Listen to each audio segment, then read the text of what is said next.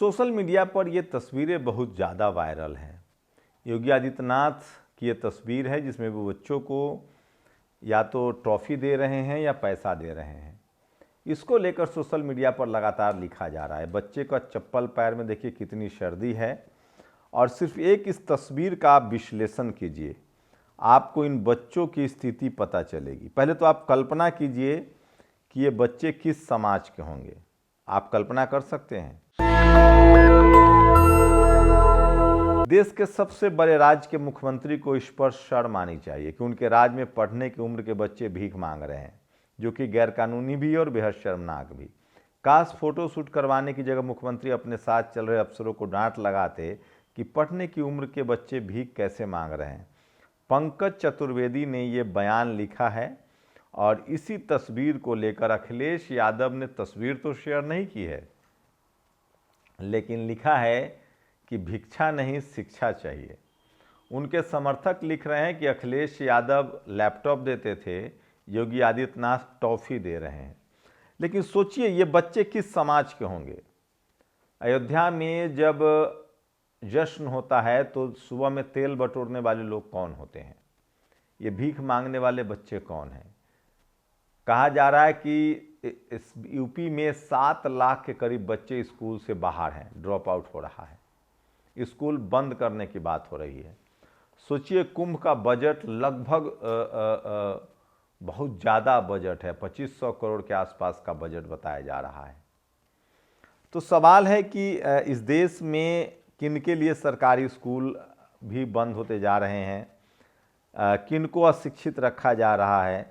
और सोचिए ठीक कहा है किसी ने, आप नौकरी मांगेंगे तो लाठी बरसाई जाएगी, कावड़ ढोएंगे तो फूल बरसाया जाएगा। ये जो एक भोजपुरी की गायिका हैं नेहा सिंह राठौर ने लिखा है कि अगर आप कावड़ ढोते तो फूल बरसाया जाता। पटना में लाठी चार्ज हुआ है, जहाँ जहाँ युवा नौकरी मांगते हैं वहाँ वहाँ लाठी चार्ज होता है।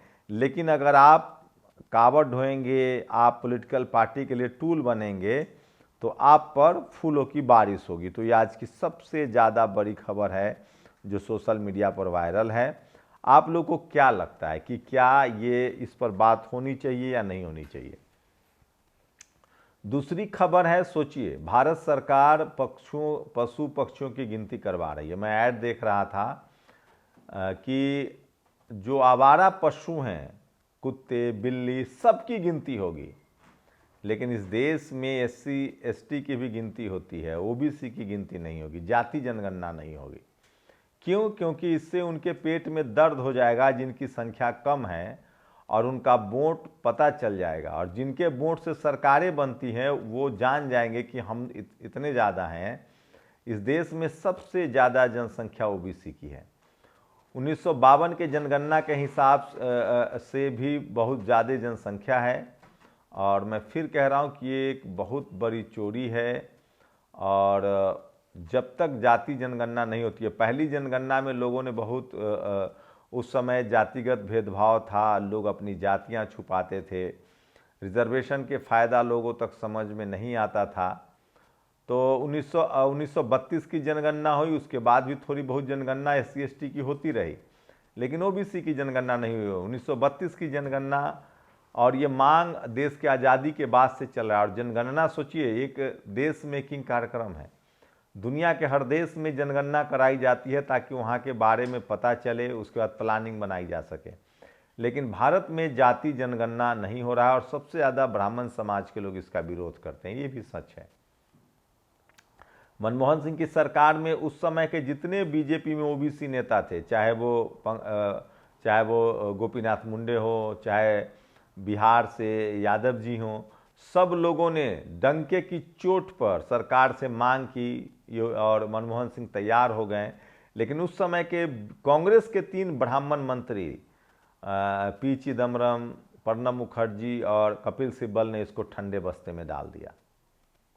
तब उस समय BJP के OBC SC नेता चाहते थे कि जाति जनगणना हो। आज भी जाति जनगणना की मांग है। अभी बामसेफ ने बड़ा प्रोटेस्ट किया है। तो पशु पक्षी की गिनती हो सकती है, आपकी गिनती नहीं हो सकती है। वहीं कोलोजियम को लेकर भी एक बड़ी खबर आई है। सोचिए आज़ादी के 75 साल बाद अब जाकर जज मानने के लिए तैयार हुए हैं कि रिश्तेदारों को जज नहीं बनाना चाहिए। अब इस देश में 200 परिवार है जिनके लोग हाई कोर्ट सुप्रीम कोर्ट में जज बनते हैं, वही न्याय देते हैं। आज भी एससी एसटी ओबीसी के जज नहीं हैं। यहाँ तक कि जाट, पटेल, मराठा, गुर्जर, जो किसान समाज है, जो जनरल कैटेगरी में आता है, उसके भी जज नहीं है। ये हालत है जुडिशरी के। और अब अभी कोलिजियम सिस्टम खत्म करने की बात नहीं है, अभी सिर्फ ये है कि जज का बेटा जज नहीं होगा। जबकि सोचिए, डीवाई चंद्रचूड़ के पिता भी जज थे, अभी जो चीफ जस्टिस ऑफ इंडिया उनके परिवार से भी लोग जज थे। तो ये जज को जज बनाने का खेल लंबे समय से चल रहा है और अब जाकर इस पर बहस हो रही है। लेकिन उसके बाद भी ये पब्लिक डिस्कोर्स में नहीं है। सोशल मीडिया पर बहुजन समाज के लोग लिख रहे हैं, पढ़ रहे हैं, बोल रहे हैं, लेकिन टीवी अखबार इस पर बहस नहीं करेगा। मुझे तो ताज्जुब होता है कि एससी एसटी के ओबीसी के जो नेता हैं वो इस पर क्यों नहीं बोलते हैं, उनको बोलना चाहिए। और देखिए, ये एक तस्वीर रेबेल वॉरियर्स ने शेयर किया है कि इसे कहते हैं असली विश्वगुरु। फर्क साफ है। पढ़ाई नहीं करने वाले को केंद्रीय मंत्री, चूंकि वो धार्मिक एजेंडा चला रहे हैं तो उनको स्वागत करते हैं, और पढ़ाई करने वाले छात्र को पुलिस कॉलर पकड़ के ले जा रही है। ये सोशल मीडिया पर बहुत ज़्यादा कंपेयर है। तो ये सोशल मीडिया है जिस पर लोग दूध का दूध और पानी का पानी करते हैं और रोज़ लोग अपनी बात लिखते हैं।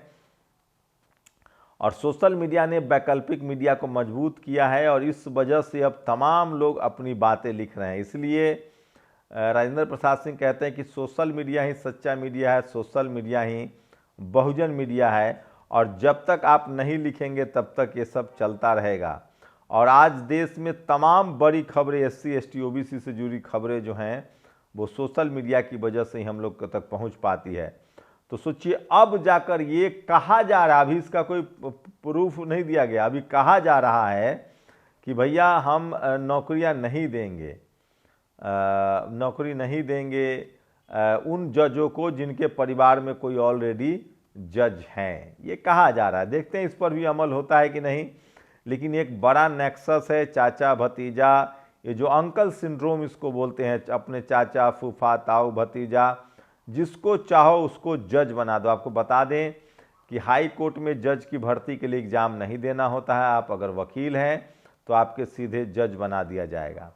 आप सुप्रीम कोर्ट में जज बनाने के लिए कोई एग्ज़ाम नहीं देना पड़ता है। आप अगर आपकी सीटिंग है तो आपको सीधे जज बना दिया जाएगा।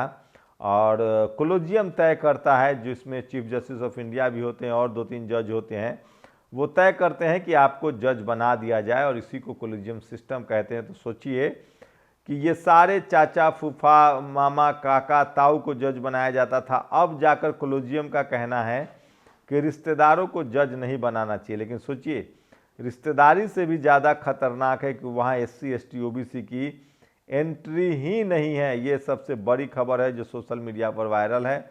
और इसलिए मैं कह रहा हूँ, सोशल मीडिया ही सच्चा मीडिया है, सोशल मीडिया ही बहुजन मीडिया है। टीवी अखबार को आज भी फुर्सत नहीं है। सोचिए, आज भीमा कोरेगांव है, लाखों लोग देश भर से आते हैं, लेकिन टीवी अखबार आज को ये आपको ये खबरें नहीं दिखाएगा, क्योंकि उसके एजेंडे को ये सूट नहीं करता है। वो नहीं चाहता है कि इस तरह की खबरें चले। वहीं सोचिए, खरसावा को लेकर भी आज तक कोई आपको नहीं दिखाएगा। मैं फिर कह रहा हूं कि ये सारी खबरें जो हैं वो सोशल मीडिया पर वायरल है, और सोशल मीडिया न होता तो लोग इन सब खबरों को नहीं जान पाते। मैं इसलिए कह रहा हूं कि सोशल मीडिया ही सच्चा मीडिया है, सोशल मीडिया ही बहुजन मीडिया। इस देश का, अभी मैं बार बार कह रहा हूं, इस देश में जब तक मीडिया इंडिपेंडेंट नहीं होगा, मीडिया में जातिवाद खत्म नहीं होगा, एकमात्र टीवी अखबार ऐसी जगह है जहां आज भी एससी एसटी ओबीसी के न कोई रिपोर्टर है, न संपादक है, न कोई मीडिया मालिक है। जज भी लोग बन गए हैं सुप्रीम कोर्ट में, हाई कोर्ट में, SP, DM, collector, Cambridge, Oxford में लोग पढ़ा रहे हैं। क्रिकेट में भी है, स्पोर्ट्स में भी। बस पत्रकार बनने लायक इस देश में एससी एसटी ओबीसी के लोग नहीं हैं।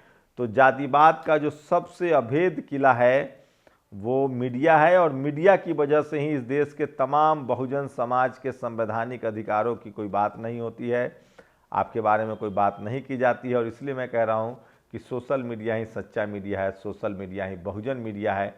और जब तक आपके पास मीडिया नहीं होगी तब तक आपके सांस्कृतिक, राजनीतिक, सामाजिक हितों को चुराया जाएगा, मीडिया का कमाल देखिए, अभी हाल के दिनों में लगातार जिस तरह से नीतीश कुमार को बदनाम किया जा रहा है, ये सबसे बड़ी खबर है। वहीं मैं इसकी पुष्टि तो नहीं करता हूं, लेकिन एक खबर जो है वो लगातार चलाई जा रही है, और वो शीतल पी सिंह ने ट्वीट किया है कि भारत के जो विदेश मंत्री हैं वो लगातार अमेरिका बैठे हुए हैं और उनकी कोशिश है कि किसी तरह से ट्रंप की जो ताशपोशी है उसमें प्रधानमंत्री को न्योता मिल जाए।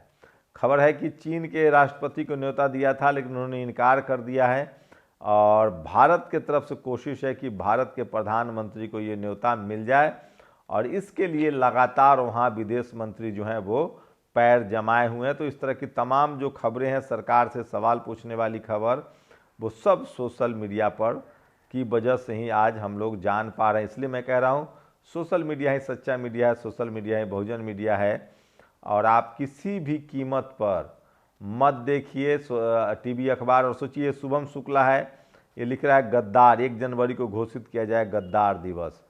सोचिए जिनके बाप दादा मुगलों के यहाँ चाकरी करते थे, अंग्रेजों के तलवे चाटते थे, वो अपनी आज़ादी और मुक्ति की लड़ाई को गद्दार कह रहा है। मैं फिर कह रहा हूँ, ये लोग आपको चपरासी नहीं बनने देना चाहते हैं, चीफ जस्टिस बनने देंगे, चीफ मिनिस्टर बनने देंगे। जब तक बहुजन समाज के दलों में, जब तक बहुजन लीडरशिप वाली पार्टियों में बामसेफ से जुड़े लोगों को नहीं मौका दिया जाएगा, तब तक ये सब बहस और तेज नहीं होगा। शुक्रिया। नेशनल दस्तक की आपसे गुजारिश है कि अगर इसको बचाना चाहते हैं तो नेशनल दस्तक को सब्सक्राइब करने के लिए रेड कलर के सब्सक्राइब बटन को दबाएं, फिर बेल आइकन की घंटी दबाएं। नेशनल दस्तक को बचाने के लिए बहुत जरूरी है कि हर खबर को शेयर करें, लाइक करें, कमेंट जरूर करें।